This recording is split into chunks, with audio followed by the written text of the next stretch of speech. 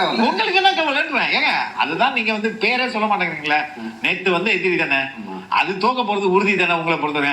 நீங்க ஏன் கவலைப்படுறீங்க? இன்னைக்கு ஊடகங்கள் மேலதான் எனக்கு செம்ம கோபம் வருது. ஏன்னா ஒருத்தம் கூட ஓரளவுக்கு நியாயமா பேச மாட்டாங்க. டிபேட்ன்ற பேர்ல நேத்து பாக்குற ஒரு சேனல்ல முடிவே பண்ணிட்டாங்க.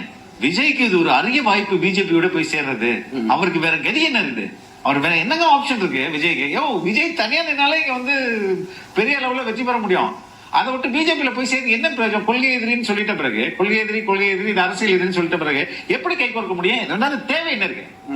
ஆனா பாத்தீங்கன்னா ஃபுல்லா இன்னைக்கு 2 நாளா நான் பாக்குறேன் சோசியல் மீடியால, விஜய்க்கு காபி சாயம் போட்டு விஜய் வந்து கூண்டுல இருக்கிற மாதிரி, அமித்ஷா அதை தூக்கிட்டு போற மாதிரி, அது இதுட்டு ஃபுல் அண்ட் ஃபுல் பிஜேபி அலையன்ஸ்ல சேர்ந்தே முடிச்சாச்சு அப்படின்னு முதல்வரே பேச ஆரம்பிக்கிறாரு.